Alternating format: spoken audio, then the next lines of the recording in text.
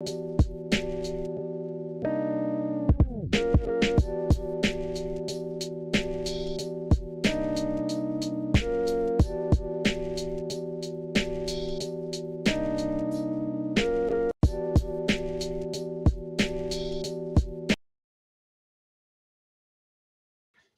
it going, everybody? This is Alex Caceres, and you're listening to Story of the Fight.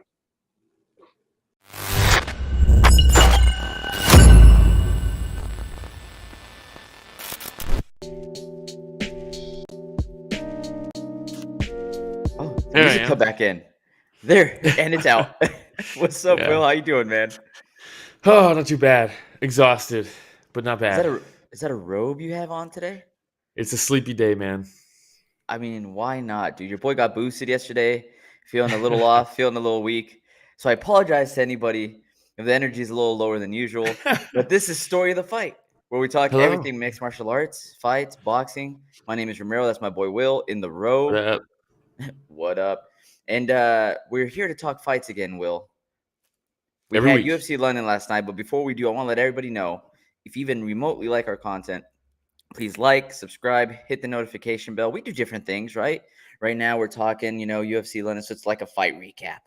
Sometimes we'll do like a fight companion.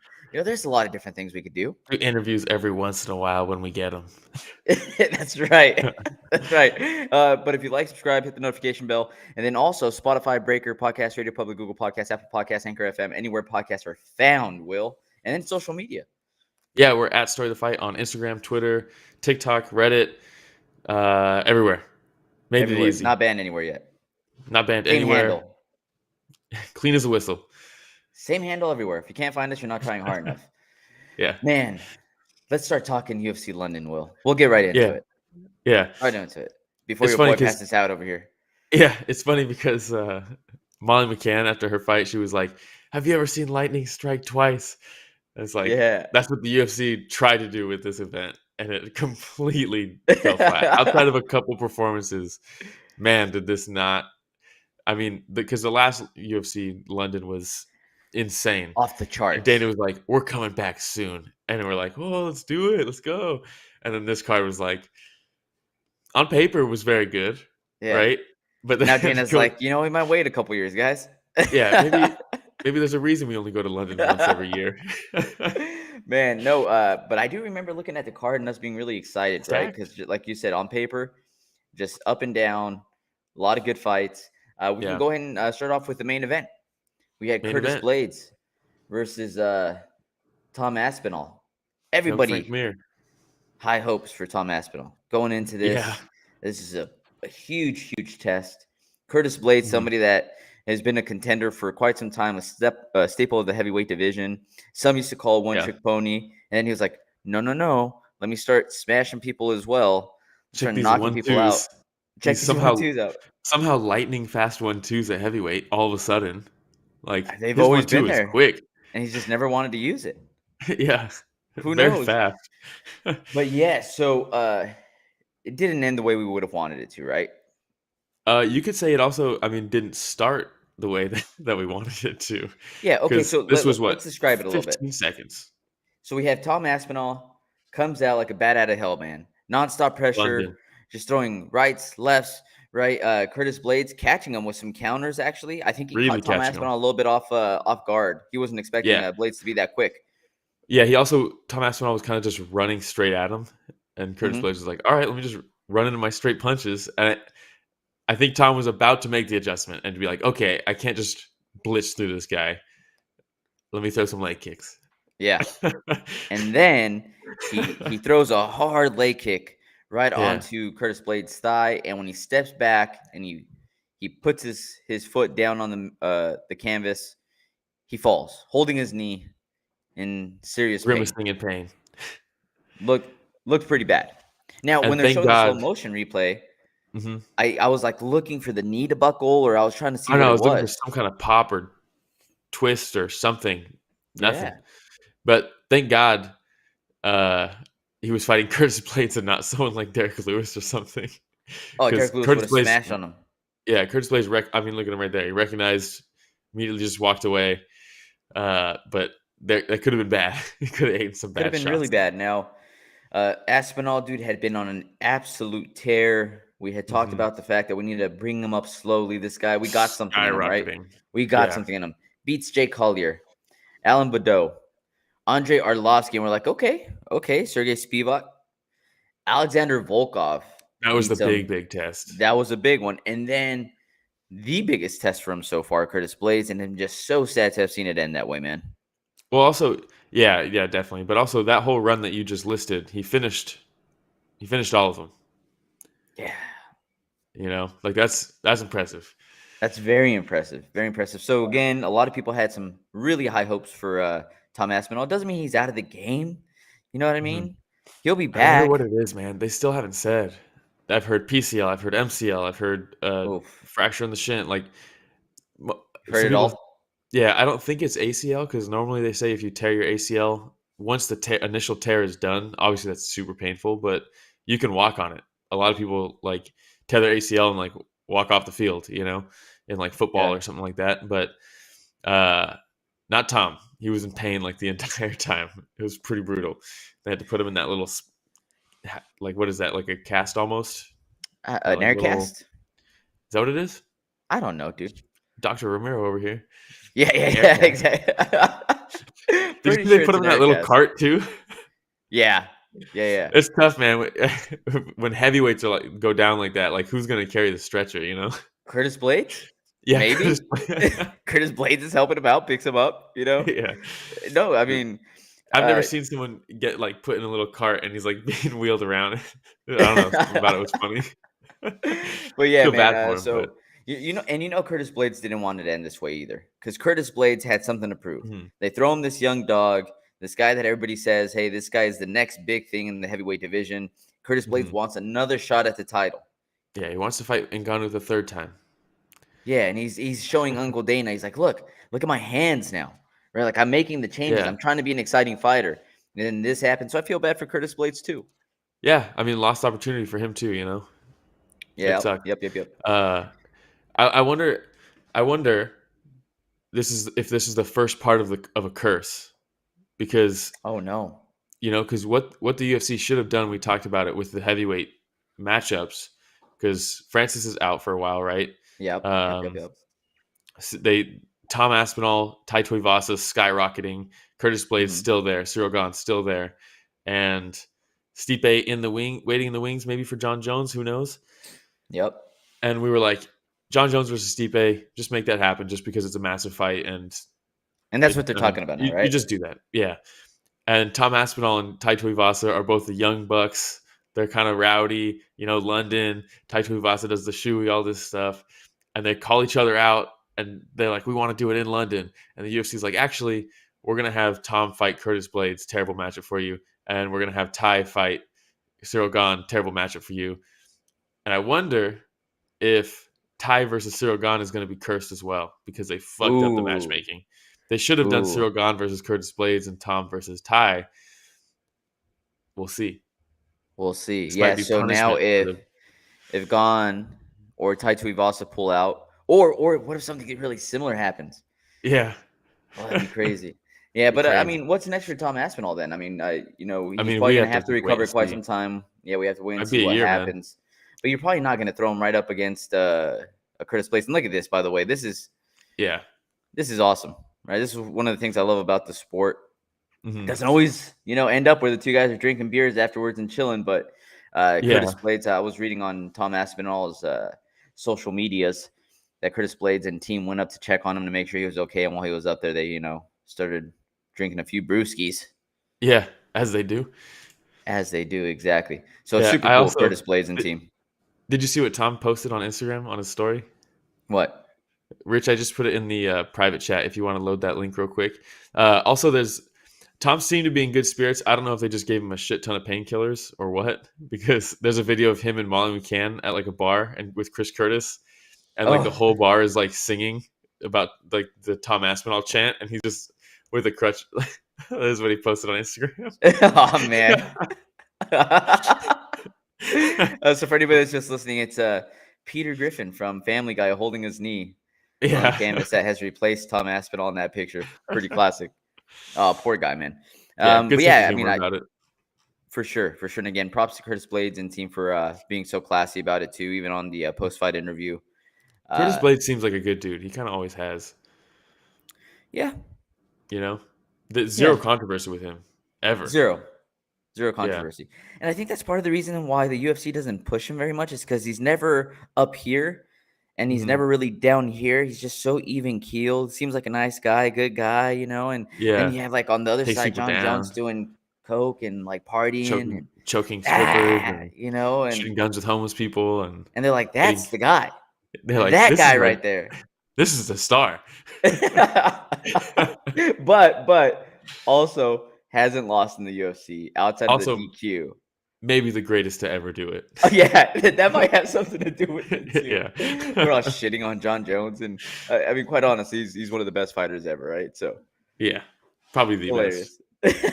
All right. I mean, well, not too much else on the main event there. Again, fortunate way that it ended. Man, back to back main events for the UFC. Crazy, right? That just I mean, this was 15 seconds, blows his knee out. Brian Ortega last week tears his shoulder out. I mean, just anticlimactic. Both, 2 weeks in a row. Crazy. The curses. All right. We had a co-main event as well last night in Jack Hermansson versus Chris Curtis.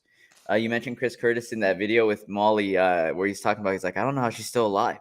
And she hops off. She's like, I've drunk 3 howler heads. And I was like, God damn, this girl, man. She was like walking around with it in a cage, like drinking it.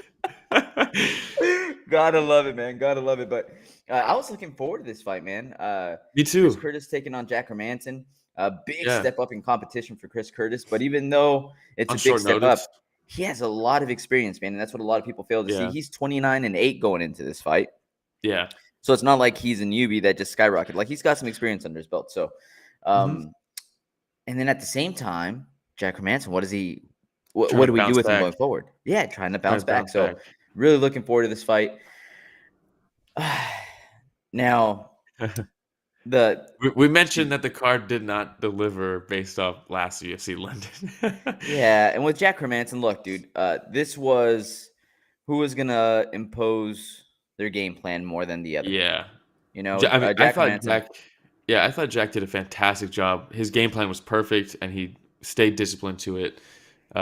Looks like he really made adjustments from his last fight because he needed to. Jack Hermansson, he backpedaled quite a bit. He made sure he stayed outside of Chris Curtis's distance. Right, he picked his shots. I was expecting him to grapple a little bit more than he did, but you know what? So was Chris Curtis probably, which is why they decided not to. Yeah. But the thing with Chris Curtis at the end, he gets frustrated. He flips him off, and they're kind of yelling at each other. Chris Curtis, it was your job to implement your game plan. And I found Chris Curtis following him a lot instead of cutting off the cage. Well, that was the thing. Chris Curtis, he does such a good job of, and he's had a lot of success with it in his UFC run so far, he's really good with the shoulder roll, and he usually dips and he throws the left hook to the body. And he landed the left hook to the body a bunch of times in this fight. There's one shot right there. Yeah, but he needs you to plant so that he can counter. And with Jack just constantly evading and circling, he never got the opportunity to roll with the shot to counter because he needs to roll and shoot.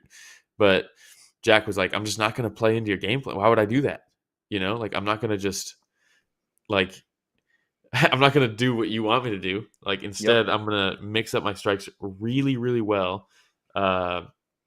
Chris can't roll with the kicks. He can't roll the kicks and counter off of them. So a lot of kicks, a lot of body kicks, a lot of high kicks that were blocked, but still, as we saw in the second round, do damage still because he rocked him, even though he blocked it, got the guard up.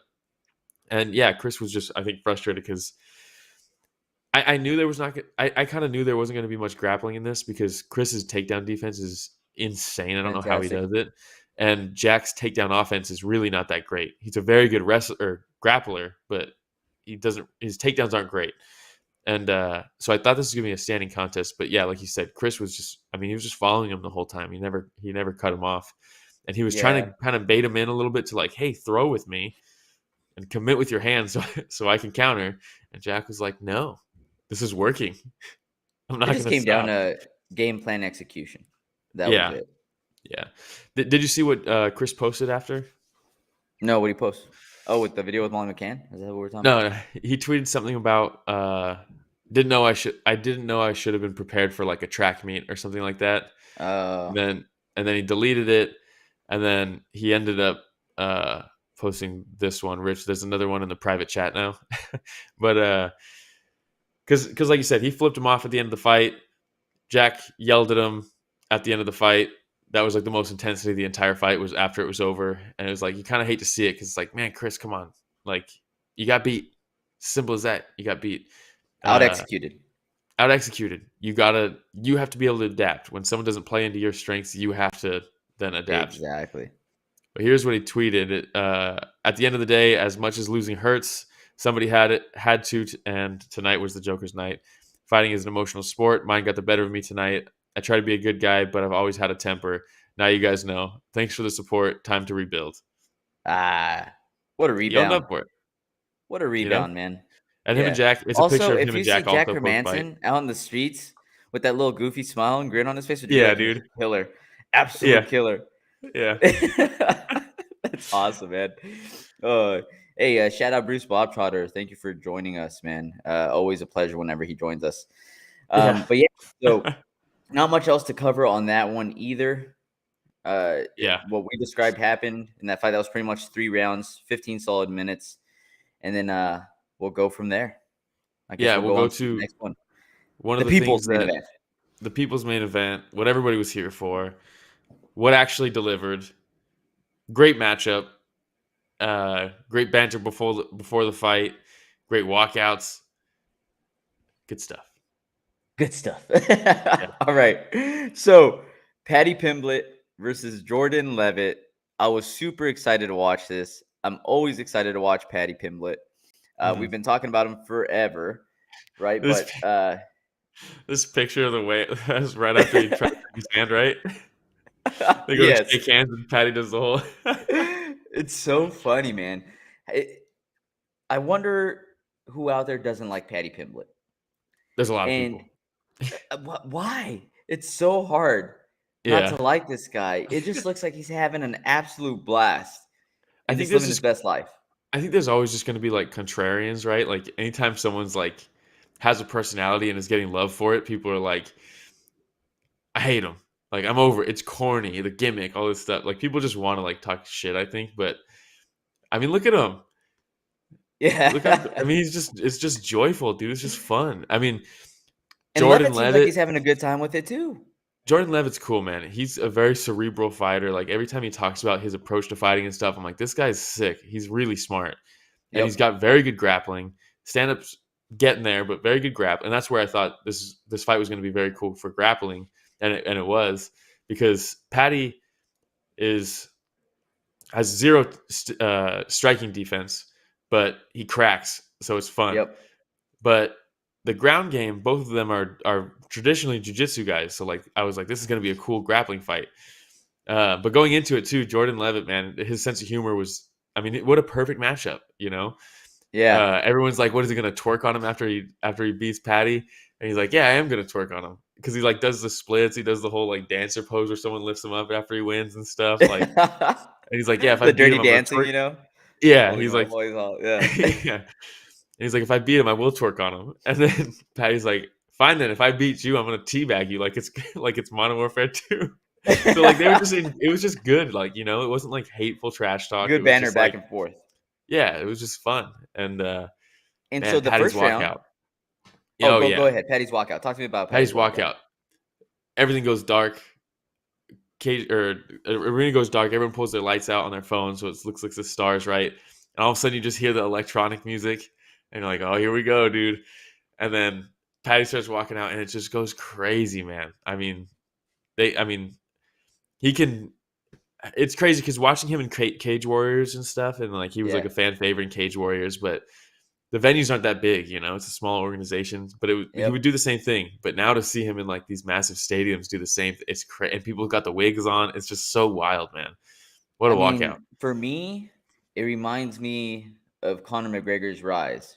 Yeah. He's not finishing people all crazy like Conor McGregor was. I mean, he's 3 in a row, right? Yeah, I'm saying like calling a shot and knocking people out and stuff like that, all crazy, But the following, man, listening to the crowd cheer and chant as he's walking out, he has such a huge following, and I'm like, man, is this guy going to be for England, right? What Conor McGregor was for Ireland, where he's just sparking so much interest. He's going to start, just ascending and getting out of just MMA, and he's going to start going into transcend the sport, pop culture, transcending the sport. You know what I mean? What do you think? He already has, man. I think he already has, honestly, and he keeps winning now. Yeah, he keeps winning. Shout out DL in the comments. Good to have you. What up, DL? But yeah, so the fight starts, right, and you could tell instantly Paddy backs him up, and they engage in the grappling, and man, Jordan's just very good transitions. There was fun submissions being attempted. He's sneaky, and man. Escaped. He's very sneaky. Paddy got him in the try to guillotine, I think, was it? And Jordan was able to use the fence kind of to get out of it. Yep. But yeah, I mean, very cool transitions. He had that takedown. That was very cool. I mean, just fun grappling. Very fun grappling. And then, I mean, look at the body triangle, man, that he got Jordan Leavitt in with his arm trapped. Oh, like BJ Penn, man. It was perfect. Like BJ used to do that all the time. And when I didn't see that he set it up like that, but then once the camera switched, I was like, oh dang, he's got the BJ Penn, he's got the arm trapped. And there was like 3 minutes, and I was like, it's a wrap. It's a wrap. You're not getting out of that. He's gonna choke you out. And Jordan did a pretty good job of defending with the one arm. It took a while. As much as he could, but Paddy also did a fantastic job of just swaying him constantly and hitting him, swaying him, making him block both sides. And like, you can only do that for so long if you're Leavitt. It's hard to survive with one arm. For sure. And then, so he chokes him out, and as promised, goes straight into the teabag. Yeah. Right? Which is hilarious. I mean, look at that picture there. Yeah. And he does it twice, and the ref pulls him off. Yeah. But what was cool too is instantly after, Jordan got up and like they went over to each other and hugged, and they were smiling and laughing and stuff. Like it was like, how are you gonna choke somebody out and teabag them and it not be like, it doesn't come across as disrespectful in the slightest? You know what I mean? Like, I mean, you can they see were both just good sport. Yeah, look at Jordan. Like he's in the middle of a squat, and Jordan Leavitt has a smirk on his face, looking over. Yeah, hilarious. It's hilarious. Man, hilarious. I can't believe how much the UFC leaned into that. Bisping asked him about it. Like, the first question he asked him in the post-fight interview was about it, and then they showed a replay of it. Like, did you hear I was the like, crowd what is the UFC laughing all crazy? So I did not expect them to lean into that much. But it's a fight. You got to strike while the iron's hot. Let's do it. Why not? And the thing about Paddy is, I say it all the time, is he is here for a good time, not a long time. And you got to just let it ride and just let it get as big as it can while you can. And I agree. And if that means you show the replay of the teabag, that means you show a replay of the teabag. Slow motion. Slow motion. Why not? Different angles. It was slow motion. But that's a really good point. He's here not for a long time, is that what we said? He's here for a good time, not a long time. Yeah. And I want to talk about this a little bit later. Okay. But before we do, you want to move on to Krylov versus Gustafsson? Really quick, the post-fight, as fun as it all is, and the teabagging, all that stuff, very cool post-fight interview from Paddy. And strong message. He said that he found out that one of his friends committed suicide like 4 hours before the weigh-ins, so he dedicated the fight to him. Talked about the stigma of men not being able to talk about things, and said, what did he say? He said, "I'd much rather have a friend cry on my shoulder than attend his funeral a week later." Oh, that's deep. Damn. And you can see it in the walk when he walks back through the tunnel and stuff. He's like sobbing. There's like, they didn't really show it on the broadcast, but I saw a bunch of pictures of him. Like, there's pictures. That's of him, tough, man. Yeah. Yeah. What a strong message by Paddy Pimblett to go from the teabag to go to that. You know what I mean? That was a drastic change, but you know what, man? It was a strong message. Respect. A lot of respect for Paddy Pimblett. So, all right, now we'll go ahead and move on. Nikita Krylov versus the Mauler. The Mauler. Alexander Gustafsson. Now the mauled. It was tough. It was tough, right? During the walkouts, I had a bunch of people, right? Because we went hiking yesterday. Shout out Arroyo Seco. So we had like 10 people, I don't know, close to 10 people watching the fights. And before this one started, I was like, dude. You want to come from Texas. But right before the fight, I was like, all right, dude, who's ready to watch heroes get knocked out? Dude. Who wants to watch your heroes get murdered?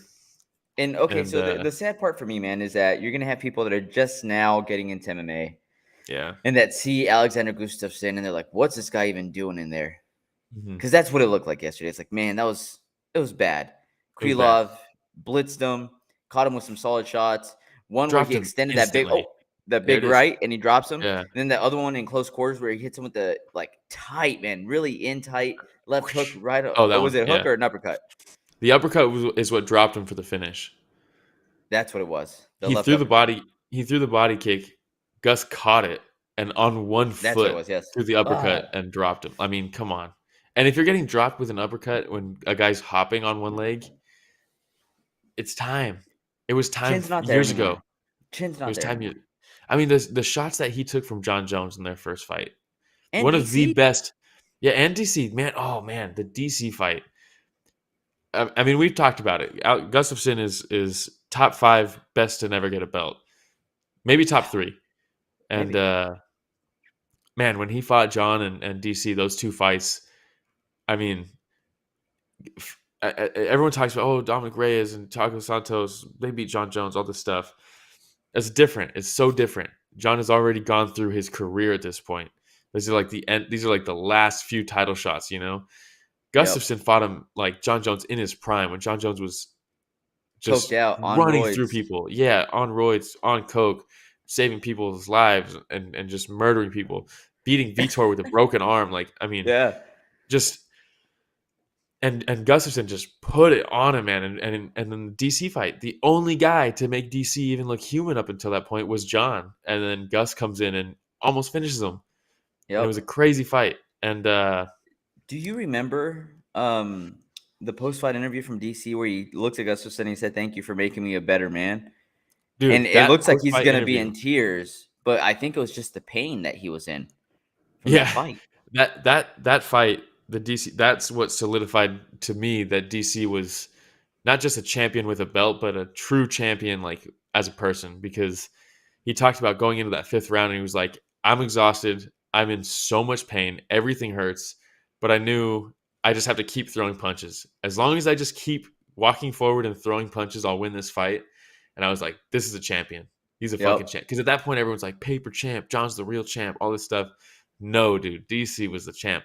And Gustafsson is what solidified that. Gustafsson will always be in the history books at light heavyweight. And at this point should remain there. Hey, shout out HLB Comer. Once he retired, it's over. Unfortunately, it was too obvious that Gus is only doing this for the money. And the thing is, sometimes I don't know if he was doing it only for the money. And sometimes it's hard for these athletes that were considered mega athletes, mega fighters, to accept that they're going to be out of that limelight permanently and to accept that they're no longer that killer that they once were. They're in the gym. They do well in the gym. You know what I mean? But we all know that's not the same. And so they're like, hey, real shots. I still have some of it in me. Maybe, just maybe, I went 3-4 in a row. Yeah. I have a big name. I get another shot. I mean, they put him in here against Krylov, and what's Krylov ranked? He's got to be pretty high, right? I mean, I'm not sure. Where's light heavyweight? Where are you? He's 11. So, I mean, a win over this puts him kind of right in the mix, if you beat Krylov. So, yeah, you're probably right. It's like, I can maybe get there. But, I mean, could you imagine fighting Prohashka? Like, that customer that we always talk about that. Every time I think of Gustafsson, I think of that. Of that customer, the mauler, yes. And he would tell me how huge Gustafsson is over there on billboards, selling product. He's like a movie star over there. So I don't know if he needs some money. I mean, I personally don't know his finances, but I honestly think it's just somebody that was considered one of the greats for a long time that's having a hard time accepting that, dude, that time has passed. That time has passed, man. That time has passed. Somebody needs to give him your robe, Will. He needs to hang up the gloves, throw on the robe, and just ride off into the sunset. You know what I mean? Yeah. Did you see DC actually tweeted about it too? Did you see that? No, what'd he say? He said Gustafsson is done. He needs to walk away. These shots are hard, but he used to eat these. The chin is gone. Walk away, my friend. We all have an expiration date. One of the best to not have had a title. I mean, can I say it better? Yeah, that's it. That's it. And it's no disrespect, It's just that's how it is. He was one of our favorite fighters. No disrespect at all. I remember watching that first John Jones fight, and I was like, he did it. He did it. Going back, I don't know. But in the moment, I was like, he can beat him. But, I mean, at that point, he was the only guy to make John look human, besides Matt Hamill, Absolutely. Absolute killer. All right. Anything else on that fight? No. Rest in peace, Gustafsson. R.I.P., dude. R.I.P. Moment of silence, maybe. We'll throw it in there for totally different reasons. Yeah. All right. We also had Meatball Molly McCann versus Hannah Goldy, dude. HLB Comer says Father Time remains undefeated. So true, man. True. So true. All right. But so Molly McCann versus Hannah Goldy. Fantastic matchmaking by the UFC here. Is Hannah all natty? No. No. I'm pretty sure her husband is banned from the sport after too many failed steroid tests. Really? I'm pretty sure. And I mean, dude, you don't get traps like that naturally. You just don't. Ripped, bro. Super ripped. Jacked. Some would say too jacked. Can't throw punches right. Traps get in the way. But Traps get in the way. Holding back punches. So remember how I told you I wanted to talk about he's not here for a long time. He's here for a good time? Yeah. I get the same feeling from Molly McCann. And they're just riding in the wave together. If anybody from the UFC happens to stumble upon this, I beg you, I plead, I beg you, keep on throwing Molly McCann these types of matchups. Yeah. Keep on throwing Paddy Pimblett, the Leavitts of the world. Yeah. Please. I want to see this wave as long as I can. It is so much fun. It's so good. And the fact that so they're fighting, decent job by Hannah in the grappling department, and I thought that was for sure her only way to win is if she can get her down and hold her down. But Molly did a good job getting separation right. Then she cracks her with an overhand right, Hendo style, cracks her, and then right on cue, HLB Comer, she cracks her. Hannah goes back against the cage. She throws the spinning elbow, just like her last knockout in London. It lands. I mean, look at that. I mean, it landed. And, it buckles her. And then the combo she threw to put her down after this elbow landed was so fast. It was just hook. And she just ate all of them and just shut off. And her just body drops. And like you said, in the post-fight interview, how good Bisping. He's like, did you really need to throw the spinning back elbow again? And she's like, have you ever seen lightning strike twice? Like, beautiful. It was perfect. Yeah. I mean, man, it's a special type of person too, man. Yeah, it's a special type of person to be able to deliver in that moment in the interview like that. Because the hype, the crowd's going crazy. You just got your knockout, and to not like fumble your. I mean, she did fantastic. She's just fantastic. She's money, and that's the thing, right? We don't see them, Paddy Pimblett and Molly. You don't see them fumbling through their words for these interviews and stuff like this, which makes me feel like. That's them. Yeah, that's just who they are. They're just being cool. Like you have like a Julian Marquez that stumbles through a few things and stuff like that, and you're like, okay, how many times did he rehearse this before he went up there? This is just Meatball Molly, and that's just Paddy Pimblett, Paddy the Baddy. So that's why I'm like, UFC, please, just let me enjoy this wave. Just ride this wave as long as you can. Make them the minus 400 favorites every fight. I don't care. Yeah, I don't care. I don't care if they don't become champions. I don't. I'm here for knockouts. Quite honestly, I don't know if they do. Yeah. I mean, truthfully. Paddy just said he just wants to make money. Yeah. And, like, this is his way to make money is you just keep having fights like this. And no disrespect to – I mean, this is two different situations, right? I'm not going to say Hannah Goldy and Jordan Leavitt are kind of, like, similar in any way. But – no. Because Jordan Leavitt is legit. His grappling is fantastic. And So, but I don't know. When you start creeping up there in the rankings, Paddy is going to have some trouble. There's a reason they didn't. Any other fighter with the beef that he had with Ilia Topuria, that fight would be made instantly. But they know. Yep. Why are we going to do that? But so they know. That's what I'm saying. They know. Please. Yeah. No, we don't need no title shot. We don't need anything like that. Or if for like some random reason there's an interim title out there, and there's heavy beef between Jordan Leavitt and Paddy Pimblett, you're like, fuck it, interim title it is. Interim title it is. But that's the only way. That's the only way. Oh man, I just had so much fun watching those two. Molly McCann. The thing I was really impressed with her too. I don't want to just talk about her personality because she's a solid fighter also. Dude, her striking looked very good. Her balance and her boxing, man. Very, very rarely caught off balance. One time I think I saw her like cross her feet when she was stepping back, but then she reset right away and able to maintain her balance. And not just then, but when she was trying to get her on the single leg takedown, and she has this thing where she grabs like a Muay Thai clinch around her head and does a slow hop. Yep. Right, to move back towards the cage, and I was like, "Oh, she's like good. Pulling her towards the cage, and she's good." It's just super balanced. I love watching Molly McCann, man. And let's be real, like I hope this doesn't come off wrong, but oh boy, here we go. Rich, get ready for the button. Button. Hot take. But women's MMA is still very new. MMA in general is new, but women's MMA is still very new. And you can see the difference in some fighters who have it looks like they're still getting into it. I mean, there was a fight earlier in the card that we're going to skip over it because it's just kind of not worth talking about. And that's one of those types of fights where the striking just isn't quite there yet. Molly is there. She throws very well. Her technique is very good on her punches. Her striking in general. She's one of those female mixed martial artists that is legit. I mean, she has losses on her records for sure, but I mean, her technique is there. Yeah, just please don't move her into the top 5 or anything like that. Like I said, I just want to ride this wave. Look, but the scary thing is the division she's in.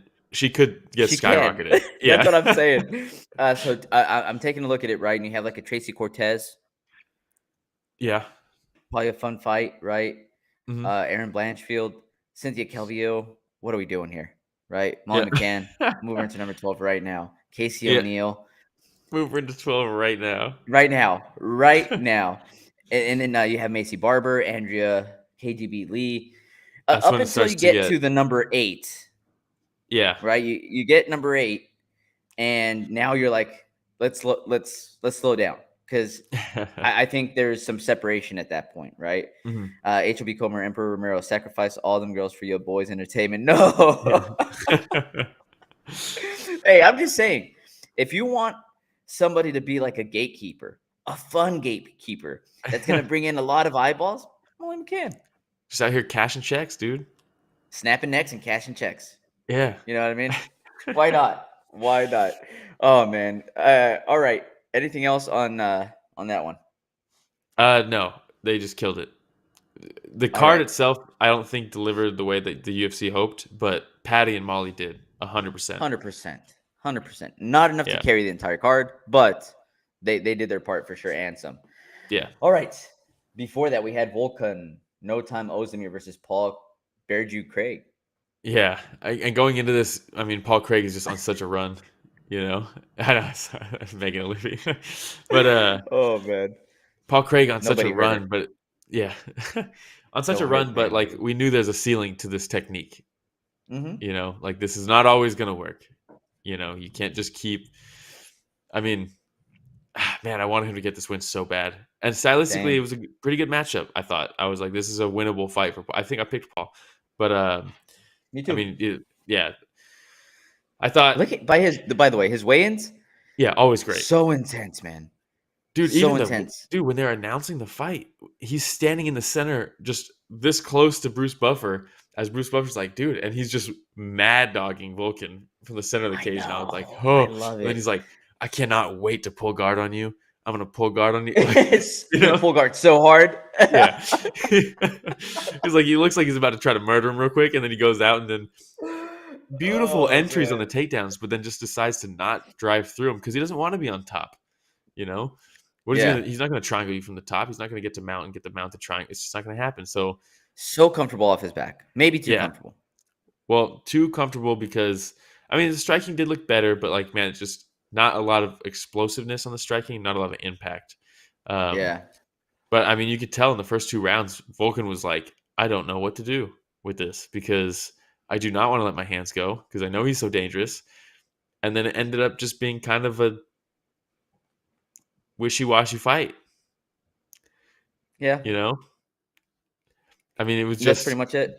Yeah, it was Paul Craig pulling guard over and over and over again, and Volkan. He almost had him in that leg lock. Yeah, right? That was nasty. Really actually, close. In the first round. Let's take a point away. What are we doing? The fence grab. The 5 fence grabs while in a submission. Like, we can't do that. What are we doing? That's crazy, right? It's one thing to stop a takedown, but to fence grab literally 5 times while your knee is in trouble. What are we doing? You got to take a point. For the judges, tricky one, right? Because he's not taking him down. Yeah. He's pulling guard. Mm-hmm. Oezdemir is not landing too much damage on top. Craig is threatening with submissions, but it was just, that first round I was like, oh, like what? And then the second round I was like, oh. But I think the judges got it right for sure. Oezdemir won this fight. Yeah.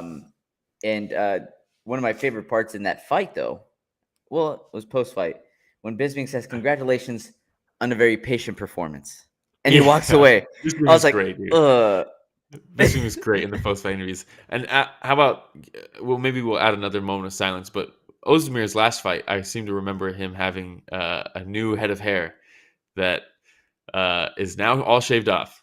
So rest in peace to Volkan's attempts for a head of hair. But you know what? As a bald man myself, respect to Oezdemir for trying to save it as much as he can.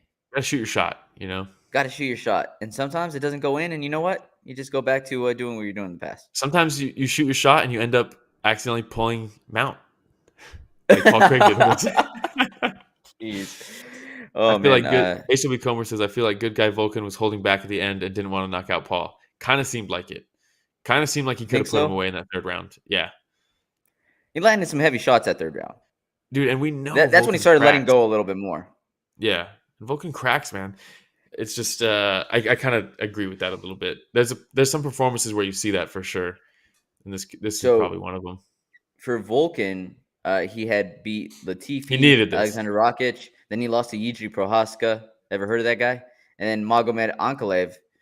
So he's not losing to scrubs, right? And Paul Craig, very formidable opponent. So I think he's back in it. Yeah, his only losses in the UFC are DC, Anthony Smith, Dominic Reyes, Jiří, and Ankalaev. Yeah. It's tough. That's a tough go. Man. It's tough. All right.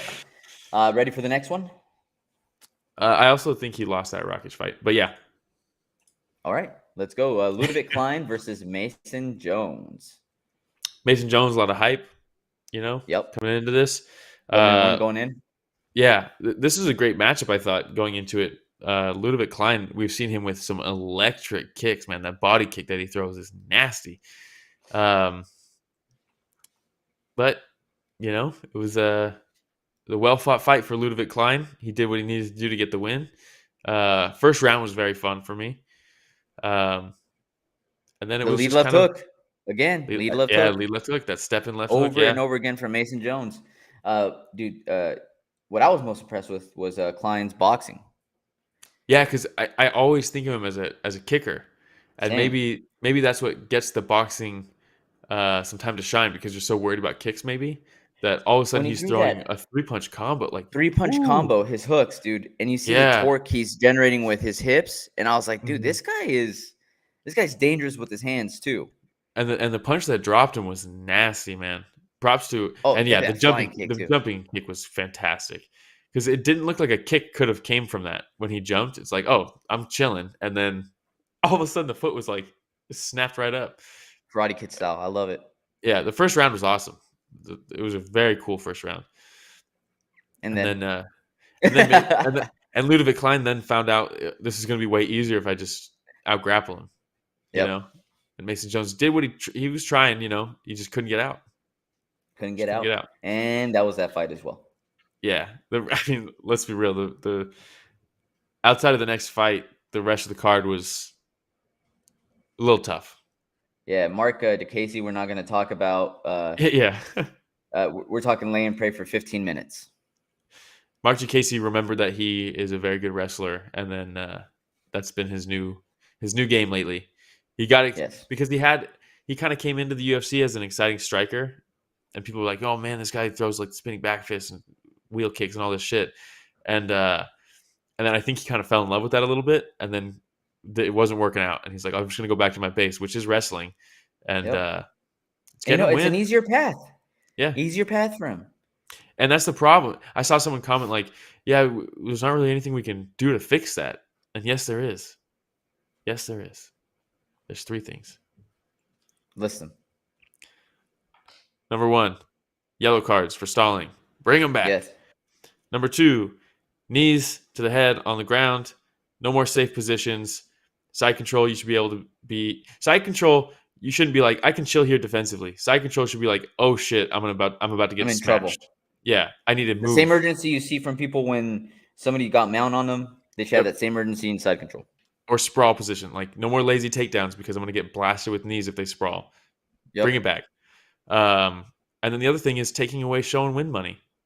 Make it an automatic bonus for a finish, and you won't get people holding somebody down because they want to get the second half of their paycheck. You know? If you do, and I'm exaggerating it a little bit. It wasn't 15 minutes. I want to say it was 13 minutes actually. Yeah, but if you want to get away from that and you want to fix that, probably you just have to implement one of those 3 things. But here we are. All right, we'll skip that fight. Nathaniel Wood versus Charles Rosa. So Charles Rosa. This was a banger, dude. Yes, it was a banger. Especially the first round. So Charles Rosa in the UFC here has lost to Bryce Mitchell. That was a fun fight too. Yep. Derek Minner, Damon Jackson, TJ Brown, Nathaniel Wood. Your boy's lost quite a bit in the UFC. But he puts on fun fights. He's a dog, man. He's also one of those guys. I enjoy watching a fight. You know, there's like mythical fighters, you know, like C-level Kane and like BJ with his look in his eyes. Yeah. But man, Rosa on his rise was like on the regional scene in Florida. Everybody knew him. He was terrifying. He was murdering people in Florida.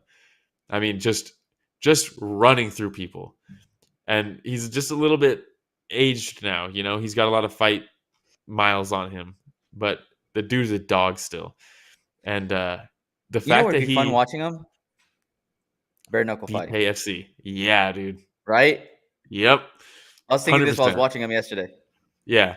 Unfortunately, he got a very fresh, out for a while, but very fresh Nathaniel Wood, who looked like a fucking world beater. His combos, man. And then he'd finish his combos with the outside leg kick. He'd throw the inside leg kick on the lead leg. I mean, just fantastic. Everything he was throwing, he was landing. And Rosa was just a dog in there and was like, I can survive this. And I'm going to keep screaming at you. But you can't do that for 3 rounds. And eventually that leg was toast. It was toast. Oh, dude. There was a few times where he tried to plan on it and it buckled. His ankle would buckle. Yeah. In the first round, I was like, oh, he's getting the dead foot, because all the kicks that Wood was landing was all calf kicks. And there was a couple times it buckled, and I was like, oh, man, he's going to roll that thing. He's going to roll it bad.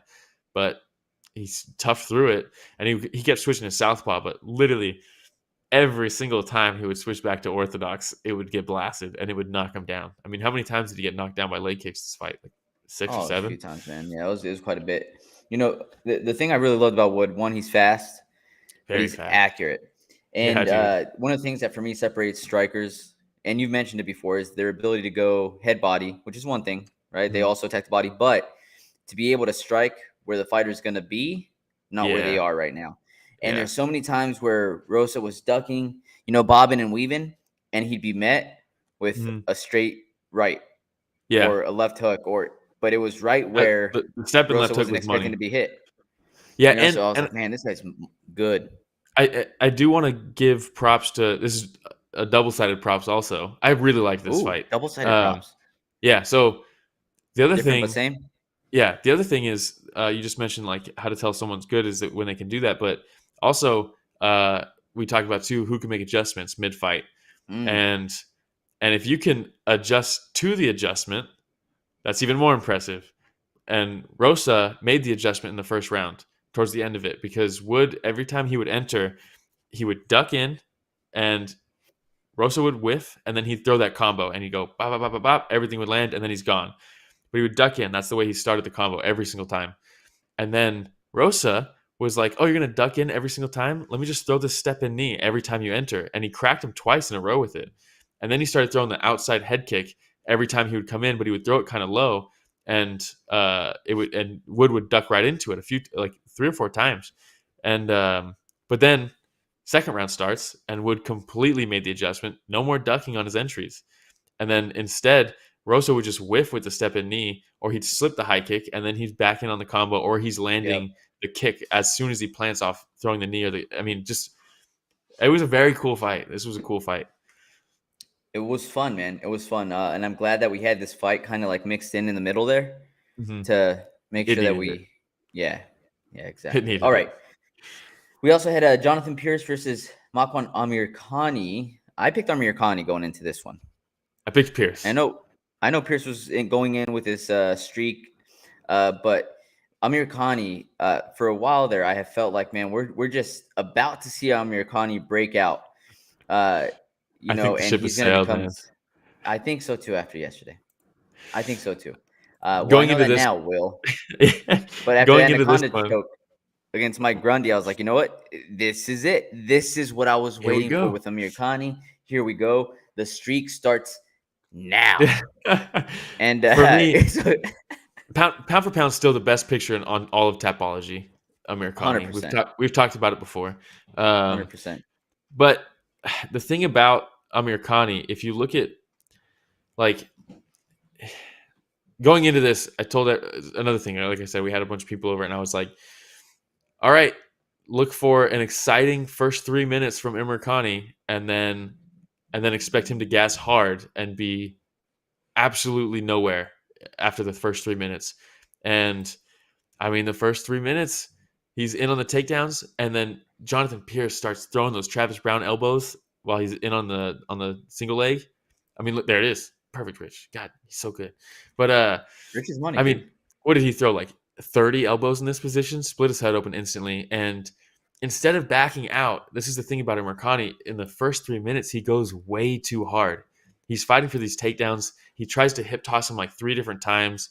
And they're scrambling. He gets him in a chokehold at one point, but Pearce gets out. But it's all these big actions in the first 3 minutes when you traditionally have bad cardio after the first round. Like, you cannot be doing that, because then if you don't get the finish, you're toast. And it was exactly what happened. And Jonathan Pearce is a gamer, dude. You can't fade against a guy like him, you know? Yeah. And I mean, the only thing that I put down in my notes is just that Pearce made Amirkhani pay in every single position he was in. Yeah. He was going for the single leg. If you try the double leg, if you try to take his back, it didn't matter. He was landing elbows or hitting him with small rabbit punches, or there was not a time where Pearce was not trying to inflict damage in some way, shape, or form. So, dude, it was a great game plan from Pearce. And, that first round, Amirkhani, there's a few times where I was like, okay, here we go. Those first 3 minutes are dangerous. He is very dangerous in those first 3 minutes. And I was like, here's the streak I was thinking about. I mean, he almost got that choke. He did. And, almost. Also, we also got a nice Bisping impression of GSP in this fight. So that was cool. We got it throughout the night, actually. Yeah. We got it throughout the night. It was really good. Was this the first one? I think so. Because Jonathan Pearce's nickname is JSP. Yeah. Yeah. So this is what got the ball rolling for all those guys. It was so funny. All right, man. Anything else on that one? No. Maybe leave SB. Oh, Rich pulls up the Tapology picture of Makwan. Thank you, Rich. That's what I was trying to pull up right now and send it to you. But I mean, look at that picture. Yeah, it's hands down, pound for pound, probably the best profile picture for any fighter. Yeah, fantastic. Love it. There's a joke there about 3 minutes, but we're a family show. All right, well, we'll cover the last fight that we're going to talk about, which is Mokaev versus Johnson. Yeah, I mean, you know when you're hyping somebody up to somebody and you're like, this guy, get ready, man. This guy's electric. He's a savage. He's the future. I did that hard. I did it heavy. And I still stand by it. Another Manel Cap situation? How dare you? the man with back-to-back first-round knockouts. Okay. But the guy who should be on a 3-fight winning streak. The judges didn't suck in our sport. But yeah, I mean, this is what you're going to get. If you can't get the finish, this is what you're going to get out of Mokaev, and that's fine in my opinion. But and props to Johnson. His defensive wrestling was fantastic, but I mean, the suplexes were fantastic. He just couldn't quite get anything off of them. He almost got the choke a couple times. He just couldn't quite get both hooks in. Charles Johnson, like I said, his defensive wrestling was very good, but at the end of the day, Mokaev basically just put Johnson on defense mode for the entire fight. Yep. But unfortunately for the viewers, Johnson's very good at defense. His wrestling defense was very good. But, I mean, zero offense, you know? Yep. I mean, I don't know how far we were into it where they're like, Mokaev hasn't even really been touched. And I'm like, well, he hasn't really. He did some nasty elbows to the thigh. He did. What I'm curious about, though, right, at the flyweight division is who will be able to break that style for Mokaev. It's going to be tough. Right? Really tough. The reality is he's only 21, right? And this is his 7th professional fight. Super young. 7-0. Octagon time. It's important at this stage, you know? Super and important. And he's getting it. He'll be getting it. Yeah. All right. Yeah, like you said, I mean, we just talked about with George about the flyweight division really doesn't have like those types of grapplers, you know? Mm-hmm. So I think. I mean, taking a look at it right now, you have, let me see. Oh, put him up against Manel Cop. Yeah, just for Will's fight. Yeah. I mean, I would love to see him grapple with Tim Elliott. That'd be fun. Yeah, that'd be fun. Matt Danger Schnell. Just throw him his way. Matt Schnell needs to get a layup next. He deserves it. He earned it. And an MRI. Maybe they try to give him that Alex Pettis fight again. How many times has that been canceled? True. Like 7 times. Yeah. All right, man. But I don't have anything else on that fight. You pretty much described everything that happened there. Again, this card. Hey, everybody, we did what we could. Okay. We didn't have the most exciting fights in the world, but we did what we could. Yeah. Throws a bone here. Yeah. That's the downside of this show is sometimes the events aren't good. We're so dependent on the product. Yeah, exactly. So dependent on the product. Shout out RDR from ONE FC, fought on Friday, got another belt. Ooh, thank you. Said he's coming to. We'll be very happy to hear you drop some knowledge on ONE FC, and let's see if you have any Ryzen ready to go. Renner, Tafiq Musfayev just knocked out the number 1 contender in Bellator in their co-main event. I was just about to ask you about that, actually. All right, here we go. So, oh boy. So ONE FC had an event, very good. Renner de Ridder, light heavyweight champ now, 2-division champ. He said he wants to go to heavyweight next and get the heavyweight belt. This man would be top 5 in the middleweight division in the UFC instantly. And he said he's coming next year. So once his contract with ONE FC is over, he's coming to the UFC. I'm telling you, this guy, top 5. But and a terrible matchup for Izzy. Absolutely terrible matchup for Izzy. Pressure grappler with legit ONE FC with it. Pressure grappler with legit submission threats. I mean, I don't want to say. I want you to watch the fight. It's only 1 round because it was very good and it's free on YouTube. So shout out RDR. Yeah, I'll send it to you. Shout out RDR. Got the job done. Can't wait to see him in the UFC. And then Bellator and Rizin just have this I don't know, this relationship now where they let Spike Krylov fight over in Rizin because he always wanted to fight in Japan, so they let him. Horiguchi came over to fight Sergio Pettis, beat the brakes off of him until he got spinning back was KO'd. But and then Tofik Musafayev, Rizin, former champ, former lightweight champ, he got finished by my boy Satoshi, but he comes over to Bellator on Friday and in the first round knocks out the number one contender. And Pitbull's like, all right, looks like I'm fighting him. And I don't know why Pitbull's stoked on that because Pitbull went over to Rizin and has already lost to Tofik. Tafik's already beat the Bellator champ. So he's about to become the Bellator champ right now. Want to see in Rizin drama. Yeah, man. And Bellator. I know. George was like, you watching? Hey. Great job. George is like, applause. George, all caps, you are watching Bellator? Because I hate Bellator. But yeah, you got to watch the Rizin boys, you know? That is awesome. Well, thank you for that breakdown, Will. Just want people to know that it's not just about the UFC. No. Moment of silence for our viewership and for any fights that were... yeah. So any fights that were canceled. Yeah, the only canceled fight on this card was Darren Till versus Jack Hermansson. And Till pulled out for an injury. I don't know what's going on with him. I don't know. Mentally, he's there. He's talked about depression a lot. So we didn't get that. Moment of silence for Tom Aspinall's knee. Moment of silence for Gustafsson's career. But that's it for the moment of silence. All right. And then bonuses. Bonuses. What do they do? Is it not posted here? How do I not have You want me to call them out? Yeah, go for it. We have Pimblett, Paddy the Baddy, winning a $50,000 bonus for performance of the night. Another performance of the night going to your boy Krylov for just ending Gustafsson's career. Another performance of the night bonus going to Meatball Molly McCann. How can you not? How can you not? They were the card. You know what I mean? They were the card. I mean, they really were. And then you had Jonathan Pearce with another $50,000 bonus against Amirkhani as well. So nice. He deserved it for that performance. You sure did.